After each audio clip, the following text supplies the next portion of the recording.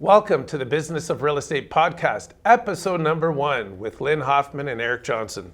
Today on episode 1, we're going to be talking about what you can expect from our podcast, talking a little bit about the background between of Lynn and I, and just going down the road of where our conversation takes us. So welcome to the Business of Real Estate.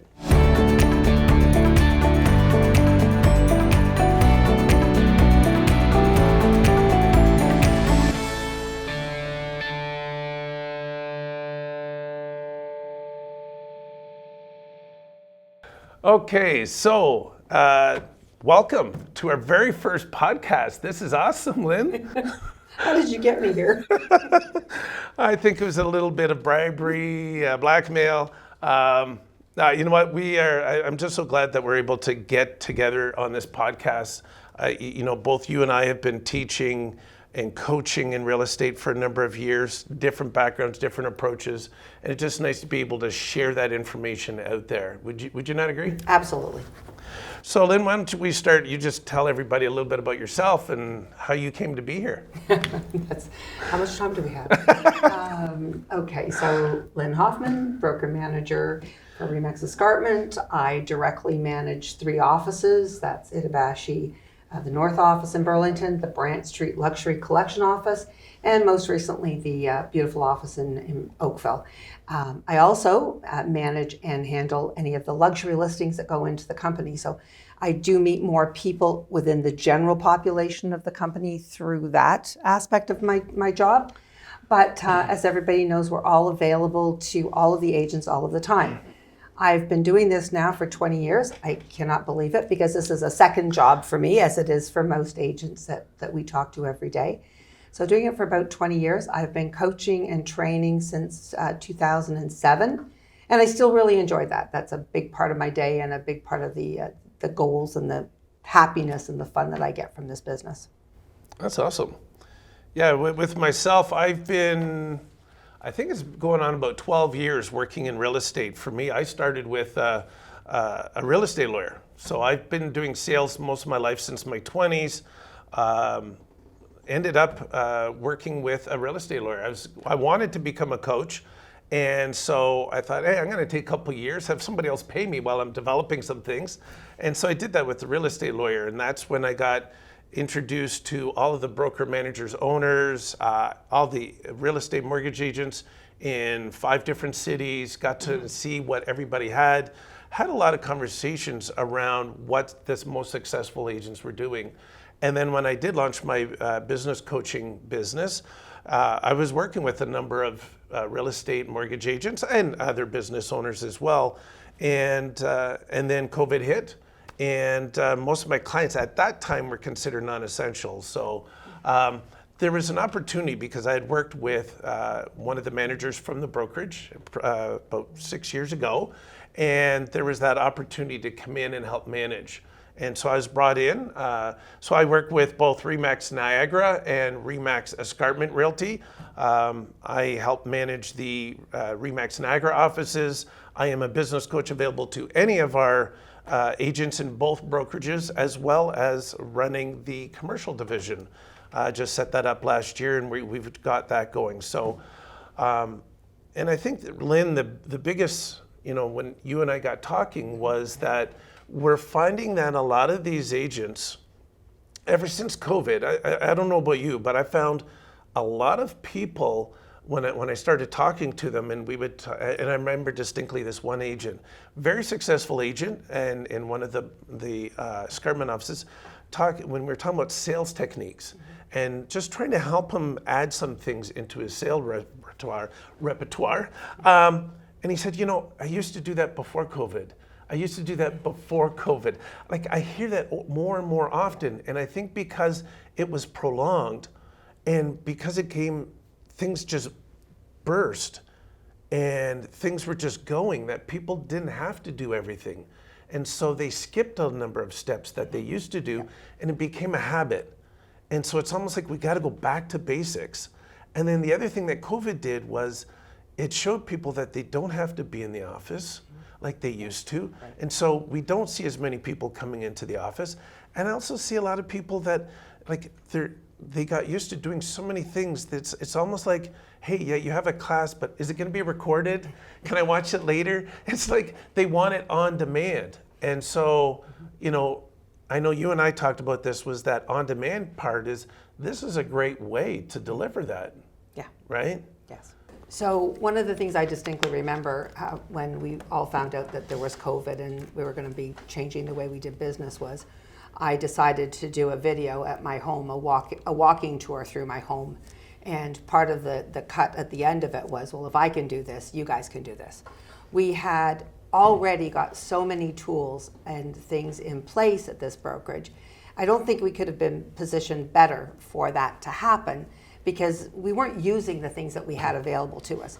That sort of forced us to use it, and we had no choice but to make changes. And it ended up being one of the best times in real estate. And for us, it made people use the tools that they had and really be able to still connect with people in a safe way, but we also became more efficient at things. So I don't want to give COVID too much credit for some good stuff, but there was a lot of good stuff that happened. And again, being perfectly positioned with everything that we had in terms of technology and to get the message out there and to safely work with clients, people then, I think, have been able to find a life-work balance as well through this. They know how to work from home. They know how to get things done without running all over the place. So I think that from that point of view, that was a good time for us. Oh, for sure. And, I know for myself, like when we first got together and discussed doing this podcast, and I know your coach had mentioned, hey, you should be doing some more podcasts. For me, I think one of the big things that spurred me onto this was teaching a class and creating a course. As you know, we create a lot of courses for our agents, but trying to fit, as much information as I could into 90 minutes or 2 hours, it's like, man, there's certain things you can go down the rabbit hole. And I know you you've done Buffini, I've done some of the Workman Success stuff, and we've done our own courses. And to me, this podcast gives us that ability to go into detail on a specific topic and not worry, oh my God, we got 45 minutes to try and tell people how to market a luxury home or something. We can get very specific and really go down that path. To me, that's the great thing about this. And I also think to that point that our lives are so busy and everything is on demand and we're just so much busier with everything. I think people absorb things more in what I call a micro minute. So if we can take all of this information and break it down into smaller, more absorbable chunks that you can take in all through the time instead of sitting through, a 2-hour class. I've done a lot of David Knox work. I've done a lot of Buffini work. Those things are all still very, very relevant as Workman is. But I think sometimes just to break it down into a more modern context, a more modern way of presenting it, just becomes easier for everybody to manage and handle throughout their day. So everybody absorbs information differently. Everybody gets on the bus at their own rate. The thing is, we all got to get on the bus. So it's just making sure we deliver this information in a way that people can relate to and take in. Definitely. So let's talk about some of the topics we're going to be covering during the podcast. So, I mean, you and I have sat down. We've already mapped out a large number of our episodes.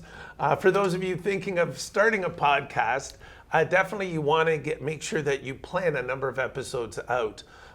Just a quick little tip, because I've seen a lot of people try and start up a podcast and they've only, planned out one or two, and then after that they struggle to keep it going. So we looked at a lot of the different topics, and you and I both, with the courses that we teach, we do talk a lot about business planning, right?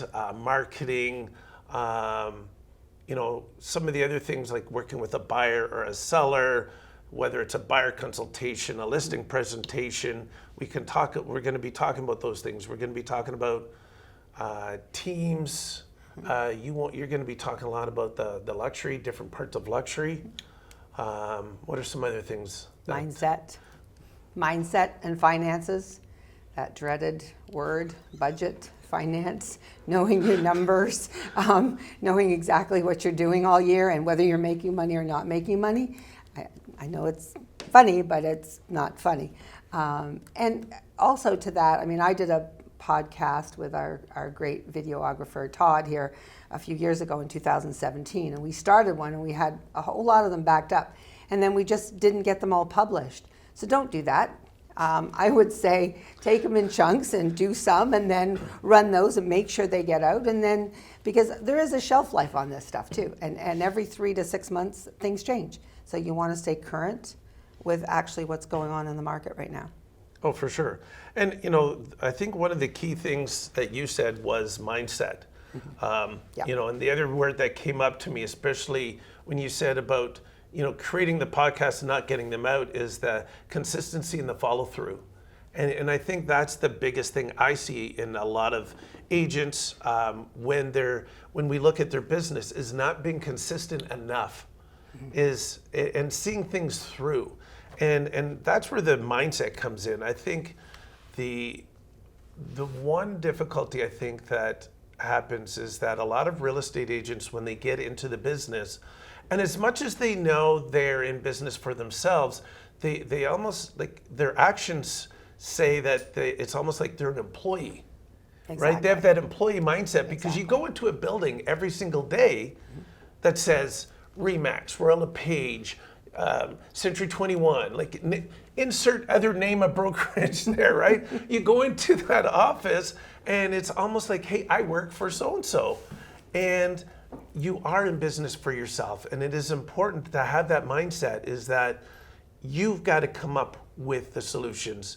And I know a lot of people come to me, I'm sure they come to you, Lynn, and saying, hey, can you give me this? Like they want you to almost do it for them. Well, no, they do want you to do it for them. It's quite simple. A lot of people come from jobs. I came from an entrepreneurial background since I was 21. So I've always been in business for myself.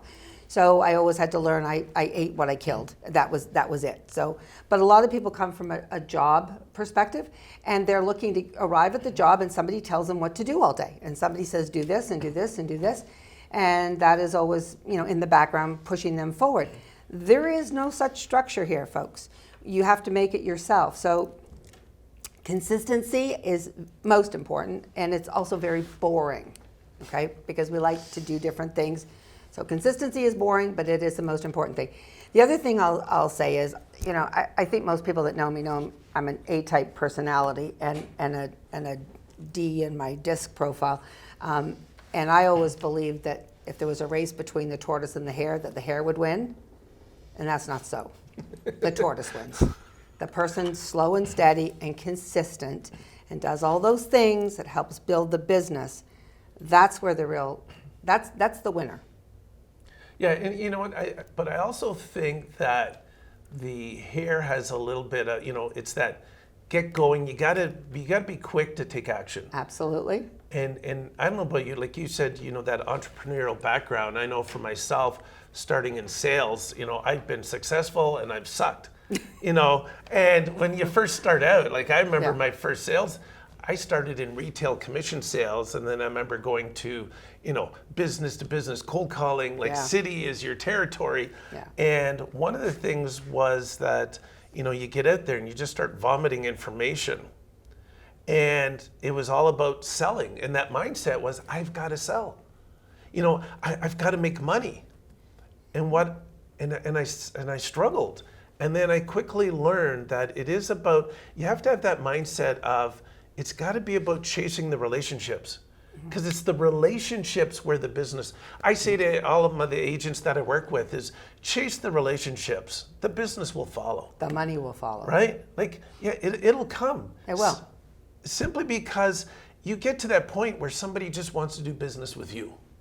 Right? And that's what you want. You don't want to have that competition all the time. Oh, they're always going to talk to 3 other agents before they decide. Like, that's when you get into business and you develop those relationships, you become that consultant, that go-to person that they want. Yeah. And I think the other thing is for me was those failures, when I did fail, was I learned from it. Well, I think it's Michael Jordan that says, fail your way to success. Yeah. And I mean, without failure, you don't learn and you don't get better. But everybody that knows me knows I'm a big relationship person. Relationships take time. You work on the relationships. You work on doing the right things for people. The money will follow. You just have to have the faith that you're good enough to make that happen. Don't chase the dollars, because there's always someone that's going to do it for less and for lower and than you are. And so again, it comes down to knowing what your own self-worth is, what your knowledge and your expertise in whatever niche you pick in this market is, and then being strong enough to know that it's that person's best day when they meet you, because you're going to give them the best service and take good care of them. That's when the money follows. It will take care of itself. Yeah. And, it's interesting. I look back at when I was thinking about starting this first episode, and, how much you and I were agreed upon things, and we might come at things slightly differently, but the similarity in of our thoughts and everything, considering we come from slightly different areas. Totally. Myself, I'm not licensed currently. I'm actually just started the process. I've been with the brokerage since 2020, December 2020, but I've done sales most of my life and a lot of coaching and marketing, and I've done that. And you come from a different background, yet we get together and we think a lot alike. But sales are sales. Exactly. It doesn't matter whether you're selling a house or a Exactly. widget. Sales are sales. And sales means that people need to know that they can trust you. And people make that decision probably within the first 30 seconds of meeting you, whether they think you're genuine, whether they can trust you, whether they feel you're competent at what you do. Those things all happen really, really quickly. Sales are sales. Mm-hmm. It's all the same thing. I come from a very different background. And it wasn't until my late 40s that I discovered that I could actually sell things. And so when I started in real estate, I was actually really good as a salesperson. And my first year I did 24 ends. Now, I don't consider myself any better or any different than anybody else in this market. If I can do 24 ends in 1 year, so can everybody else. You just have to have the right mindset. Yes. That you have to do it. So again, business is business, and all your business skills are very transferable. And I think some of what I might have considered worst times in my life have actually ended up being some of the best times, because they've been very relatable and transferable to helping people that I meet every day and helping them in their business. So Yeah. it's not Huge. rocket science, guys. No, it's not. Everybody thinks that, real estate is so much different. I say, no, it's just sales.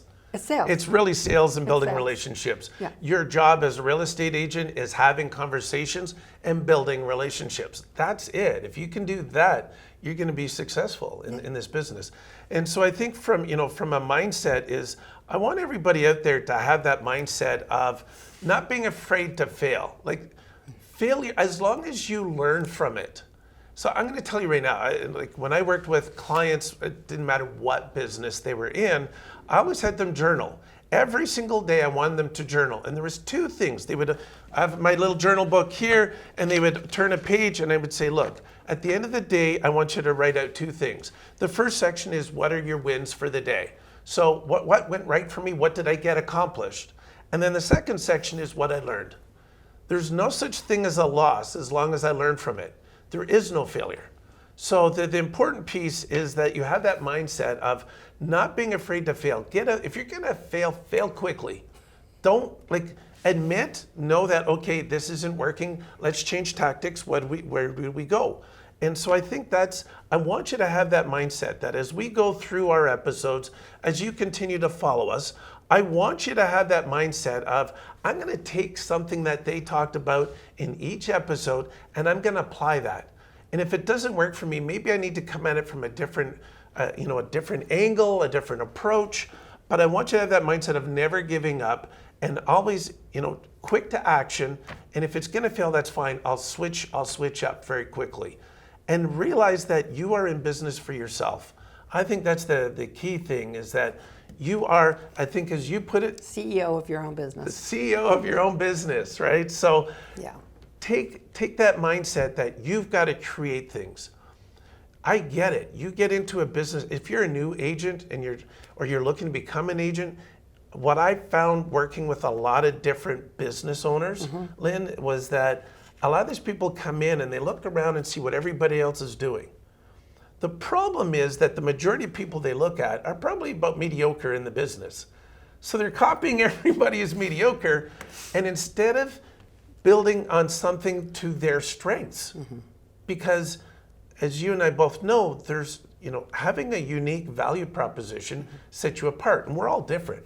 Yeah, I think it's wise that they not really emulate themselves around any one individual, because that's not who they are. Exactly. They need to know what they're doing. And just to go back to your point about mindset, that win the day mindset is very, very important. And one of the things I ask every Buffini class at the end of the class is, what did you each learn today that you can take away and use starting this afternoon? Just give me one thing that you can walk away with. And I think that's something you should think about at the end of each podcast. What one thing did you hear today? And it's going to be different for each and every one of you. What one thing did you hear that you can take away today and go put it into practice immediately in your business? Because there's some things you can't, because it's going to take a little bit longer. But one thing, and that's all you're looking for. The difference between water and steam is 1 degree. It's just 1 degree. So if you can turn up your business every day by 1 degree, you will be winning. And sometimes it doesn't seem like you're winning, but you are winning. And if you journal and you write it down, then you'll have something to track. And you can't measure what you don't track. So you're going to hear a lot of this stuff from us. They're going to be going, oh my God, she's a broken record. Here she goes again. Well, guys, it works. Jennifer Johnson in our company just informed me the other day that she keeps track of my agents that go through Buffini. And she used a number of 80% improvement in their gross sales after, like in the first 90 days after those courses. But then what happens, it kind of dips down again. So just do 1% every day. You don't have to go to 80, you just need to do 1% every day. So. Yeah, I agree. I see a lot of people that just want everything. They want to do everything at once, and it's almost like that would be me. The shiny squirrel. That's me. You're a shiny squirrel person? Yeah, I am. Shiny object squirrel, whatever. Yeah, but I have to. I've had to learn to contain that a bit, and I try to practice what I'm preaching to everybody. So just understand, it's very difficult for me but it works, and I've had to learn that. The universe has a way of helping you learn those things. Yep. And it's funny. Again, I go back to, we think so much alike on a lot of things, but come at it a different way. When you talk about that 1 degree, I tell a lot of people, think about it this way. If I just improved myself 1% every day, at the end of the year, it's over 300% improvement. And there's compounding in there, but I'm not counting that. But I can take it even back further and say, if I do about 1/3 of 1% better, I'm 100% better by the end of the year. So it really doesn't take much to change your business, and you don't have to do everything at once. My mind's... Nor should you. No, exactly. Actually, nor should you. Because you don't... If we try and do a lot of things, and for me, I always define multitasking as a way of doing a lot of things in a mediocre fashion, because I can't put my best effort because I got too much on the go. I got too many things going on. But when I focus on just 1 or 2 things, for me, I focused on a quarter. Like in sales, what I always noticed was, hey, we got to achieve this goal by the end of the year. Here's your target. I was given sales quotas. And so typical, the average or the typical salesperson out there says, okay, we're so many months in, I got plenty of time. And then at the last quarter, which is typically the most stressful time of the year, you're putting extra stress on yourself to really go at it. Whereas I say, look, let's focus on 3 months at a time. Focus on 1 to 3 big objectives that will move your business forward. And then what we're going to do is we're just going to focus on those. And you're going to hear, you will always have people, whether it's managers, coaches, advertisements, emails that you get saying, oh my God, if you're not doing this in your business, you're crazy, you're failing. You don't need to jump to everything. No. Because I find that I've talked to agents when I first started to today, where they're in the same boat, they still haven't applied things.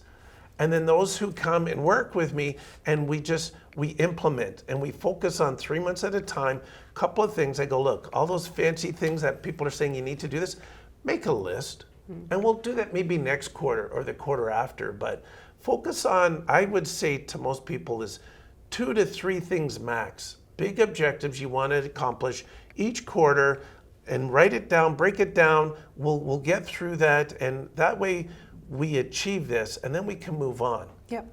I think I that's think the we're biggest. going to talk about that a little bit more in depth in, For sure. I think, module 3. Yep. Podcast 3.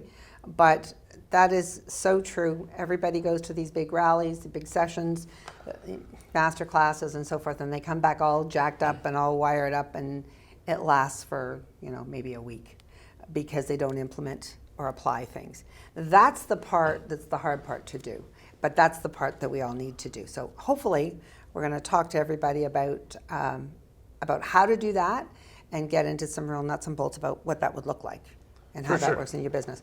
I think right now, for the first one, I think our concentration is on mindset and helping you have an open mind to make these kind of changes in your business, because this is going to be a big pill for a lot of people. It's counterintuitive sometimes. It's like asking your clients to list their house for a less amount so they get a bigger amount. It doesn't make sense to them, and this is not making probably sense to you, but you have to be prepared to fail. You have to be prepared to go into the basics and be prepared to be bored for a little while in the beginning. But it's all about building a foundation, and that's a foundation that will carry you through all different markets, through good ones and bad ones. When I first started selling, I had some women in my realm that were been in the business a lot longer than I had at the time, maybe 20, 25 years. And I was always amazed at how they always had business. It didn't matter what the conditions were, what was going on. They had a steady flow of income all the time. And I now know that's because they planned for it, they were consistent about it, they actually ran their business like a business. And that's where I think I'd like to see everybody that might be listening today get to, where they have a smooth, consistent business through all markets. Yeah, and one of the key words for me there was plan, and so that's one of the keys, is that if you want to be successful, you do have to have some sort of plan. And I know talking to agents where we'll talk about, I'll bring up the idea of door knocking or cold calling. And I've had people go, "Oh my God, Eric, I can't door knock. There's no way." I said, "So have you ever had an open house, or you can do an open house? Would you be willing to knock?" "Oh yeah, no, I go knock doors." Well, so you're not afraid of door knocking because when you went out, you had a plan. And so that's why you were successful. And if you go out and just try and make it about yourself, and then you don't have a plan for what to say, you're going to feel silly and you don't want to door knock. And so I know for our next step, and this is just a bit of a segue, folks, giving you a little sneak peek, but episode 2, we are going to be talking about business planning. And that's a key part to being successful. I don't care what business, but especially in real estate. Your thoughts on that, Lynn? Plan, but just to go back to the door knocking part, I've come to realize that I think the fear of that is just the fear of rejection. Oh, yeah. Nobody likes to be rebuffed. Nobody likes to be rejected. And I think it's just the fear of rejection, or I'm being too pushy, I'm interfering, I'm doing something like that. So if that's the case, take something with you when you go. Practice some natural, I call them dialogues, but natural talking, natural questions. Talk about their community. Talk about what you can tell them behind the scenes in real estate. I don't think I've met anybody that didn't want to know what the market is doing. So if you can get out there with a pin logo on, be in business all the time and always looking for opportunities. You have to look for opportunities. And those little guys hide in the weirdest places. Yep. So you have to have your eyes open and look for opportunities. But don't be afraid of rejection. I mean, just don't be. You're great people. You can work through that. And what exactly are they rejecting, though? Right? And that's what I asked them. Yeah. Because are they actually rejecting the person? Because they don't know the person. No, most people, so if I go into a store and I'm browsing around and a sales clerk comes over and says, "Can I help you?" My first reaction is probably, "No, thank you, I'm just looking." That's just a bit of an objection, just to give me a bit of breathing space, just to push off a bit. When I need somebody, I'm going to go find them. And that's the same with people. So give those people some grace. Don't get all upset about them. Don't take one rejection as you're going to be rejected by everybody, because that's not the case. You just have to get past it and go on to the next person and develop your skills and your talking and learn to really engage with people on their level. I think that it's very rewarding. It's very liberating when you get to that point where you can talk to people even though they don't want your services or need your services, but still make a great impression on them and maybe learn something new from that person. Yeah, and I think also the mindset you need when you go into those situations is that I'm going in to help somebody. That's it. Right? I got to be of service. Yeah. I'm a student for the last 3 years of story brand marketing by Donald Miller, and he talks about needs, wants, and the problems that people face. And that's what we have to talk to, is that when we go out, I have to show that I can help solve some of the problems that they have. Because if I make it all about me, they're going to reject that because, and I use the example every time of going into a grocery store aisle, thousands of products on every aisle, and I go down, I see them, but I don't pay attention. What do people pay attention to? Needs and wants. I need this, I want that. And so when I can address that, then people will actually pay a little bit of attention. But if I go in and I approach somebody and it's all about, hey, would you like to list your house? Would you like to list your house? Not everybody, let's face it, there's maybe hundreds of homes that sell each month, but there's tens of thousands of homes, if not hundreds of thousands of homes in your area that aren't for sale and people aren't looking. So, they're just saying no to what you're offering. Yeah. They're not saying no to you as a person or as a salesperson. They just don't like what you are offering them. And that's all it is. And not everybody's going to want to take advantage of that offer. But know that you have value, bring something of value, and just have that mindset, I'm here to serve. I'm here to help you. And make it about them. And I think if you go in with that mindset, you're going to do very well in sales. Yes. Nobody's going to turn you away if you're there to genuinely help them or talk to them about the neighborhood or talk to them about things that could improve the neighborhood, what the market's doing, what the value is in their home. And we are a service industry. And I have some people that look at me kind of weird, like they don't think they're in the service industry, but you are. And one of your best things that you can do is be in the objection handling business. You're always handling objections and questions. And the better you get at that, the more successful you'll be. But serve your clients, serve people, help them. That's what you're here for. Without any strings attached, just keep giving. You can't outgive a giver. We've talked about that. But just keep giving to people information, what they need. Become that source of all information for them. I know you're not in the business of doing roofs, but you might want to know who a roofer is. You might want to know who a plumber is. You need to know all this stuff. You're constantly going to give with no expectation. But I will tell you, you'll get lots of business that way, and people will reciprocate to you. So I think we're on the same page with all of that. Yeah. Oh, for sure.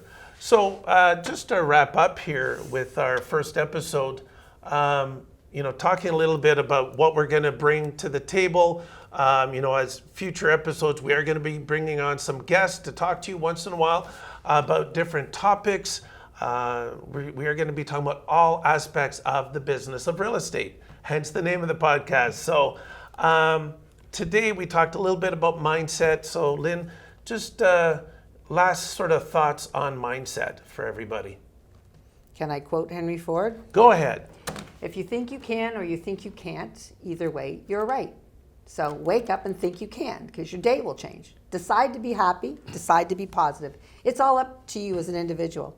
It's how you look at it. So that's up to you, that part. Yeah, I agree. There was, I think it was, and since you quoted somebody from the past, I believe it was Eleanor Roosevelt said that nobody can make you feel inferior without your consent. Perfect. Right? Meaning that it's up to you. It's up to you. How you react, that's what you get to choose. You get to choose your reactions. You can't control what happens to the market. The market goes up and down all the time. Yeah. But you choose how you react, and you choose whether you change tactics or not, because sometimes it's a great time for buyers, sometimes a great time for sellers, or both.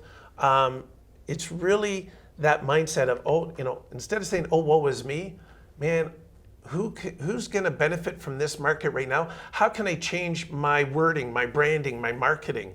Can I switch it? And so for me, that's the key, is being open, being flexible, and just going at it with a positive mindset that I can achieve whatever I set my mind to. So That's the part that you are all in control of. yep, You're for all sure. in control of your mindset. So if you've made it this far, thank you so much for joining us on episode 1 of the Business of Real Estate podcast. And we look forward to bringing you more information over the next few episodes. And please join us episode 2. We're going to be talking a lot about business planning. So for Lynn Hoffmann and myself, thank you so much. Have an awesome day, everybody.